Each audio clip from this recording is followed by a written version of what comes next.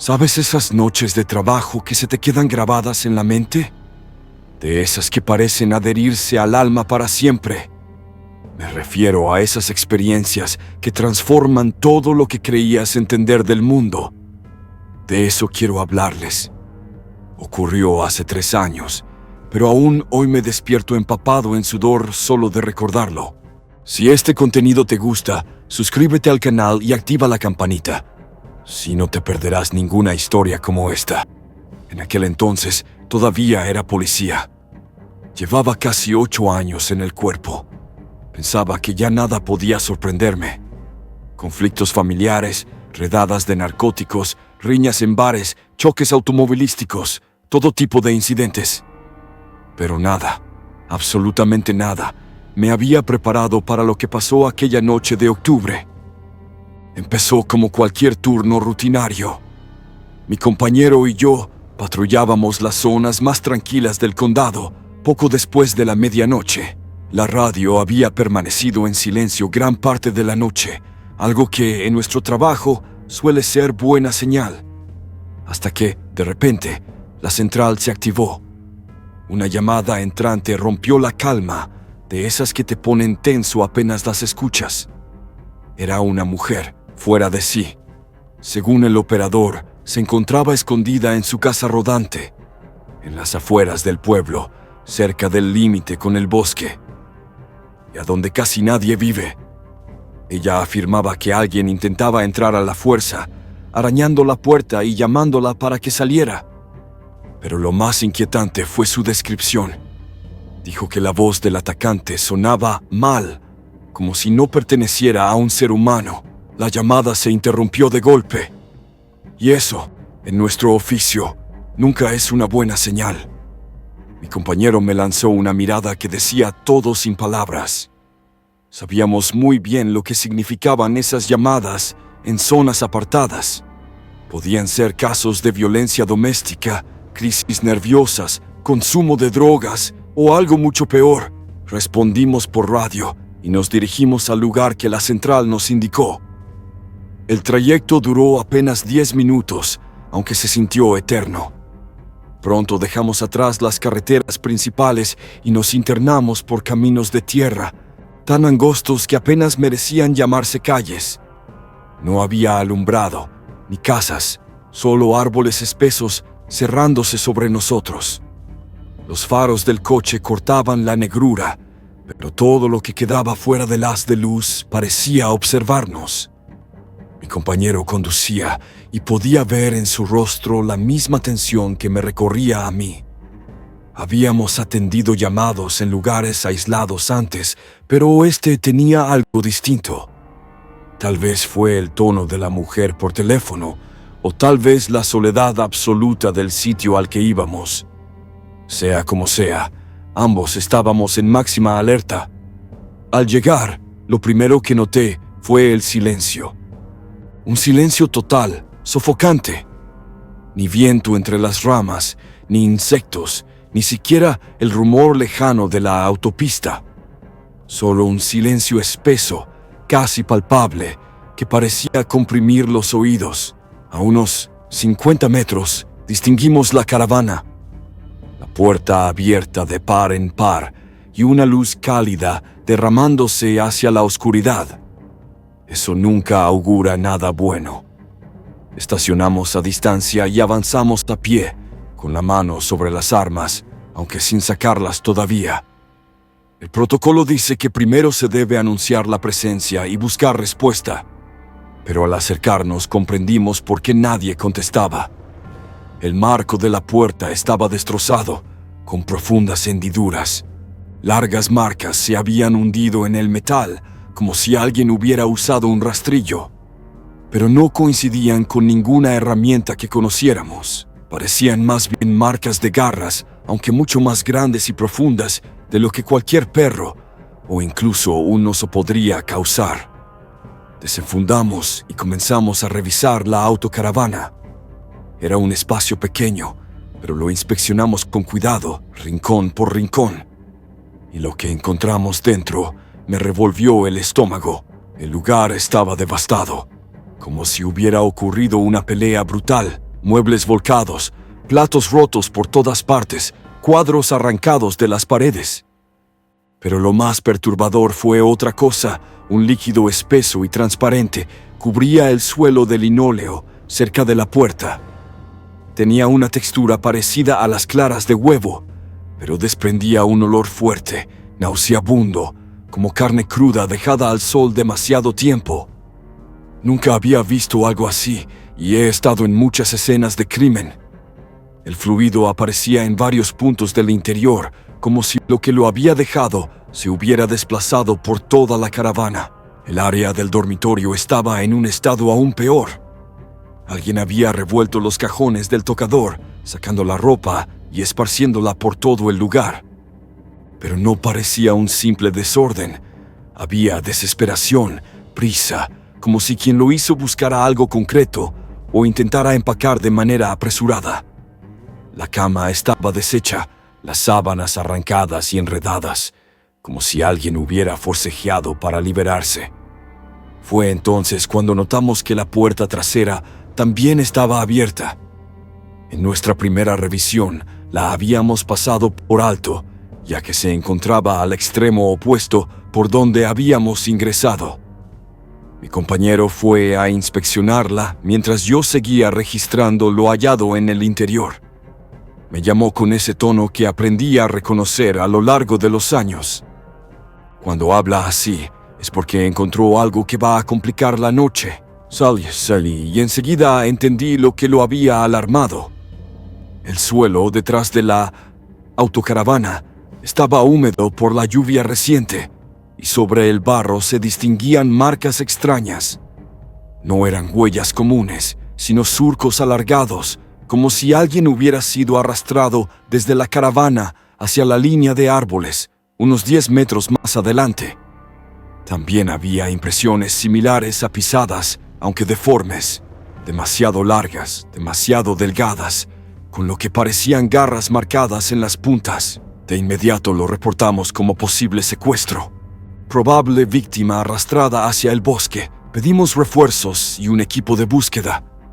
Sin embargo, el despacho informó que las unidades más cercanas estaban a por lo menos 20 minutos de distancia y que los equipos de rescate no podrían movilizarse hasta el amanecer. Si alguien seguía allá afuera, herido o en peligro, ese tiempo podría ser fatal. Así que decidimos avanzar, al menos hasta que llegara apoyo. Sé que algunos pensarían que fue una imprudencia internarse en un bosque oscuro detrás de un posible agresor, pero debes entender que eso es para lo que nos entrenan. Alguien podría estar muriendo mientras esperábamos ayuda. Tomamos nuestras linternas y seguimos las marcas de arrastre hacia el interior. Los árboles nos rodearon rápidamente, cerrando el paso de la poca luz lunar.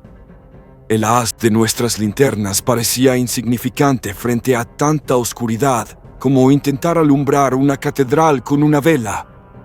Durante los primeros 100 metros, el rastro era fácil de seguir. Los surcos se marcaban bien sobre la tierra blanda y había ramas rotas y arbustos aplastados que indicaban el camino. Pero pronto el terreno se volvió rocoso y las señales desaparecieron por completo.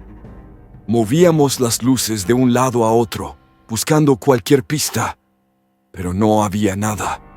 Mi compañero sugirió separarnos para cubrir más terreno, pero descarté la idea de inmediato. Regla básica en una operación de búsqueda: nunca dividirse en un entorno desconocido, y menos durante la noche. Nos mantuvimos juntos, tratando de intuir hacia dónde podía continuar el sendero. El bosque se hacía cada vez más espeso. Los árboles, que desde fuera parecían normales, bajo la luz temblorosa de las linternas, se volvían grotescos, retorcidos, como si sus formas estuvieran torcidas a propósito. La corteza mostraba profundas hendiduras, marcas de garras enormes, algunas viejas y cubiertas de nueva madera, pero otras frescas, con savia oscura que relucía bajo la luz. Encontramos el primer hueso unos 50 metros después de donde el rastro se desvaneció. Era pequeño, quizá de un conejo o una ardilla, pero estaba completamente limpio. No como lo dejarían los carroñeros, sino pelado con precisión, como si algo lo hubiera despojado meticulosamente de cada fibra de carne. Lo más inquietante era que el hueso estaba colocado con cuidado sobre una roca plana, perfectamente centrado, como si alguien o algo lo hubiera dejado ahí a propósito. Mi compañero intentó bromear diciendo que parecía un altar natural, pero su voz temblaba. Ambos sabíamos que los animales no hacen eso. Los animales no colocan huesos con intención. Unos pasos más adelante encontramos otro. Este era más grande, parecía de un ciervo. Igual de limpio, igual de cuidadosamente dispuesto sobre otra piedra. Luego otro, y otro más, formando una especie de sendero de huesos que se internaba en la espesura del bosque. Cada hueso estaba dispuesto con una precisión inquietante, como si formaran parte de un camino deliberadamente marcado. El olor nos golpeó casi al mismo tiempo que comenzamos a encontrar los restos. Era dulce y rancio, como carne descompuesta bajo el sol durante varios días. Pero debajo de ese hedor había otro aroma, más penetrante, con un matiz químico que me quemaba la nariz y me hacía lagrimear. Mi compañero se cubrió la cara con la camisa y yo lo imité, aunque no sirvió de mucho. Seguimos el rastro de huesos porque, sinceramente, no teníamos otra opción. Todo mi instinto me gritaba que saliera de ese bosque cuanto antes, pero la posibilidad de que aquella mujer de la caravana estuviera herida o algo peor me obligaba a continuar. Y si alguien la estaba usando como señuelo para atraer gente hacia allí, teníamos que detenerlo. Fue entonces cuando empezamos a fijarnos en los árboles, y eso fue un error. No solo estaban las marcas de garras, era la manera en que crecían lo que nos heló la sangre. Algunos troncos se curvaban en ángulos imposibles, entrelazados como si alguien los hubiera trenzado cuando aún eran tiernos. Otros tenían ramas que parecían desafiantes a toda lógica. Crecían hacia abajo, se enroscaban sobre sí mismas o salían del tronco en espirales antinaturales que dolía mirar por mucho tiempo. Y luego estaban los símbolos. Tallados directamente sobre la corteza, no eran letras, ni números, ni nada que se asemejara a un idioma conocido. Eran cortes profundos, geométricos, que formaban patrones imposibles de entender. Intentar enfocarlos me provocaba una punzada en la cabeza. Algunos parecían antiguos, con la corteza nueva cubriendo parte de los grabados, pero aún eran visibles bajo la luz temblorosa de nuestras linternas. Mi compañero se detuvo frente a un árbol que había sido despojado por completo de su corteza, desde la cintura hasta las ramas más bajas. La madera desnuda estaba cubierta de esos mismos símbolos, tallados tan profundamente que probablemente habían matado el árbol. Sin embargo, inexplicablemente, seguía vivo. Aún tenía hojas verdes en las ramas, desafiando toda lógica. El primer susurro llegó unos 10 minutos después de que empezamos a encontrar los huesos. Era apenas perceptible, como un soplo de aire moviendo hojas, pero esa noche no soplaba viento. Ambos nos quedamos inmóviles, atentos, tratando de ubicar la fuente del sonido. Pero el murmullo parecía desplazarse a nuestro alrededor, primero a la izquierda, luego detrás y después por encima, entre el dosel de los árboles. Pasó un rato antes de que notáramos que no eran simples murmullos, sino palabras, no en inglés, ni en ningún idioma que yo conociera. Pero eran palabras, articuladas con una voz que alguna vez pudo haber sido humana, aunque ya no lo era. Sonaba como alguien que hubiera olvidado cómo hablar y estuviera aprendiendo a usar de nuevo sus cuerdas vocales. Mi compañero me agarró del brazo y señaló hacia arriba, entre las copas. A unos 6 metros sobre nosotros, algo se movía entre las ramas. Al principio pensé que podía ser un ave grande, pero enseguida descarté la idea. Su movimiento no era natural.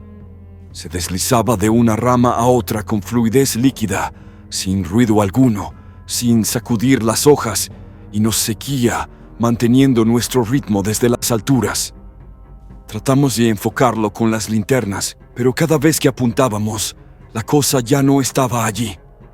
Se desplazaba demasiado rápido, como si pudiera percibir nuestra mirada y esquivarla antes de ser iluminada. Solo alcanzábamos a ver destellos, una figura pálida, delgada, anormalmente alargada, con demasiadas articulaciones en las extremidades. Los susurros aumentaron, tanto en volumen como en cantidad. Lo que empezó como una sola voz se convirtió en un coro creciente. 2, 3, y luego tantas que era imposible contarlas. Todas hablaban ese mismo idioma incomprensible, todas repitiendo un murmullo que se acercaba desde todas direcciones, desde varios puntos distintos. Algunos provenían desde arriba, otros se movían entre los árboles y algunos parecían surgir desde bajo la tierra. Fue entonces cuando comenzamos a notar la ropa. Primero, solo una camisa colgando de una rama baja, tal vez a unos 3 metros del sendero que seguíamos. Estaba desgarrada y cubierta de mugre, como si hubiera estado ahí por bastante tiempo. Marcamos el sitio y seguimos avanzando, pensando que quizá era solo basura abandonada. Pero luego encontramos otra prenda, unos jeans enganchados sobre un tronco caído. Después, una chaqueta amarrada al tronco de un árbol, como si fuera una bandera improvisada. Cuanto más nos internábamos, más ropa aparecía. Camisas, pantalones, ropa interior, calcetines, todos colgando de ramas o extendidos sobre piedras, formando una especie de macabra línea de tendido. Cada pieza estaba sucia, cubierta de barro y con manchas secas de un tono marrón oscuro, como si fueran rastros de sangre vieja. Informamos nuestra posición por radio y describimos lo que encontrábamos. Desde la central confirmaron la transmisión, pero nos advirtieron que los refuerzos aún tardarían unos 15 minutos. La situación se volvía cada vez más desconcertante, pero no podíamos retirarnos. No mientras existiera la posibilidad de que alguien necesitara ayuda. El suelo estaba revuelto, con marcas profundas como si algo pesado hubiera sido arrastrado por el barro. El agua cercana también lucía extraña, demasiado oscura, con una película aceitosa sobre la superficie que reflejaba nuestras linternas en tonos iridiscentes. Me agaché para observar mejor y noté que había cosas flotando. No hojas ni ramas, sino lo que parecían mechones de cabello y pequeños trozos de tela. Las huellas que encontramos eran humanas, aunque contaban una historia perturbadora. Algunas eran normales, el tipo de pisadas que esperarías de alguien caminando por el bosque. Pero entre ellas había otras que no cuadraban. Comenzaban humanas, pero se deformaban con el paso, alargándose, mostrando marcas que parecían garras en los dedos, como si la forma de quien las hizo hubiera cambiado mientras avanzaba. Seguimos aquel rastro durante unos 15 minutos más, y los susurros entre los árboles se intensificaron. Ya no eran simples ruidos. A veces lograba distinguir palabras, aunque en un idioma que no reconocía. De vez en cuando, captaba algo que sonaba casi a inglés. Nombres o frases como «Por favor, ayúdame», pronunciadas con voces humanas, pero extrañas, torcidas, incorrectas. De repente, mi compañero se detuvo y me sujetó del hombro, señalando algo fuera del sendero. Allí, colgando de una rama baja, había una chaqueta infantil de un rojo intenso, del tipo que un padre compra para mantener a su hijo visible en el bosque. Pero estaba desgarrada y salpicada. Cuando acercamos las linternas, no hubo duda. Las manchas eran de sangre. Debajo, un pequeño zapato. Luego otra prenda, esta vez de adulto. Más allá, más zapatos de distintos tamaños, alineados cuidadosamente en dirección opuesta al arroyo. Parecía un ritual, como si alguien hubiera estado recolectando trofeos y colocándolos con intención. Lo más inquietante fue que parte de esa ropa no parecía vieja. Algunas piezas eran recientes, como si hubieran sido puestas allí hace solo unos días. Una chaqueta aún tenía una billetera en el bolsillo. Al revisar la identificación, descubrimos que pertenecía a un hombre reportado como desaparecido. Había desaparecido hacía apenas 3 semanas. Se había ido de excursión en solitario a unos 48 kilómetros de este punto y nunca volvió. Reportamos el hallazgo por radio, pero la señal se debilitaba cuanto más nos internábamos en el bosque. Desde la central confirmaron la transmisión, aunque advirtieron que los refuerzos todavía estaban a unos 10 minutos de distancia. Mi compañero insistía en esperar la llegada del equipo, pero yo no podía quitarme de la cabeza a la mujer del vehículo recreativo. Si aún seguía con vida en algún lugar de este bosque, 10 minutos podían significar la diferencia entre vivir o morir. El sendero de ropa nos condujo por una pendiente empinada, cubierta de piedras sueltas y troncos podridos. Cada paso resonaba en el aire pesado, rompiendo un silencio antinatural. Sentía que cualquiera que habitara estos bosques podría escucharnos a kilómetros. Los susurros habían desaparecido, pero el silencio resultaba aún más perturbador. Al llegar a la cima de la colina, descubrimos el origen de parte del hedor. Había un claro de unos 15 metros de ancho donde no crecía absolutamente nada.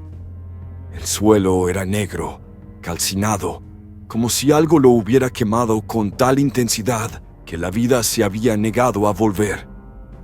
A su alrededor, huesos, montones de huesos, no organizados como los objetos que habíamos visto antes, sino esparcidos sin orden. Costillas, cráneos, fémures y tibias amontonados al azar, como si alguien los hubiera lanzado allí sin cuidado alguno. Algunos eran viejos, amarillentos, quebrados por el paso del tiempo. Otros parecían recientes, con fragmentos de tejido todavía adheridos. En el centro del claro había un círculo irregular de piedras, similar a un antiguo fogón, pero en lugar de cenizas, contenía un charco del mismo líquido extraño que habíamos visto en la autocaravana. Parecía agua, pero su movimiento era errático, fluyendo en direcciones imposibles, ajenas a la gravedad. Mi compañero sacó su teléfono y comenzó a tomar fotos, documentando la escena para la investigación. Entonces escuchamos la primera voz humana clara en más de una hora, una mujer llorando, pidiendo ayuda desde el otro lado del claro. Nos movimos con cautela hacia el sonido, armas desenfundadas, pero sin intención de asustar. Si alguien necesitaba auxilio, debíamos acercarnos con cuidado. La voz se volvió más nítida a medida que avanzábamos. Sonaba joven, asustada, exactamente como esperarías de alguien perdido o secuestrado. Pero algo no encajaba. El momento era demasiado oportuno, las palabras demasiado limpias. Después de tanto tiempo, oyendo solo murmullos y sonidos distorsionados, resultaba sospechoso escuchar, justo ahora, una voz tan humana rogando ayuda, guiándonos más adentro del bosque. Fue entonces cuando noté las pisadas. No eran las deformes de antes, sino huellas humanas perfectas que se alejaban del punto de donde provenía la voz. Demasiado perfectas, como si hubieran sido colocadas a propósito, con precisión artificial. Y estaban demasiado separadas, como si quien las hizo hubiera medido cada paso en vez de caminar naturalmente. La voz volvió a llamar, más cerca esta vez, moviéndose paralela a nosotros, manteniéndose siempre fuera de nuestra vista, oculta entre los árboles. Mi compañero quiso responder, pero algo dentro de mí me advirtió que guardara silencio. Seguimos el sonido a través de una zona espesa de arbustos hasta topar con un segundo claro, más pequeño, de unos 6 metros de ancho. A diferencia del anterior, este había sido usado recientemente. En el centro, una fogata aún tibia. A su alrededor, objetos personales desperdigados, una mochila, unas botas, un saco de dormir destrozado. La voz provenía de los árboles justo detrás del claro. Esta vez pude entender cada palabra. Una mujer decía que estaba herida y pedía ayuda, pero su tono tenía algo desconcertante. La pronunciación era extraña, como si imitara el inglés, pero sin captar del todo el ritmo humano. Y entonces la vimos. Salió lentamente de detrás de un enorme roble en el borde del claro. Era joven, quizá unos 25 años, con el cabello oscuro que le rozaba los hombros. Tenía un rostro atractivo, de esos que llamarían la atención en cualquier universidad. Vestía unos vaqueros y una camiseta blanca, ambas limpias, a pesar de que supuestamente había estado perdida en el bosque. No presentaba arañazos en brazos ni rostro, ni suciedad visible en la ropa, nada que indicara que hubiera corrido por entre la maleza durante horas. Pero fueron sus ojos los que me revolvieron el estómago. Eran demasiado brillantes, reflejaban nuestras linternas como si fuesen espejos. Cuando nos dirigió una sonrisa agradecida, la que esperas ver en alguien a quien acaban de socorrer algo en sus dientes, resultó inquietante. Demasiado agudos. Avanzó hacia nosotros con ese extraño paso deslizante. Observé que sus pies no parecían golpear el suelo con firmeza.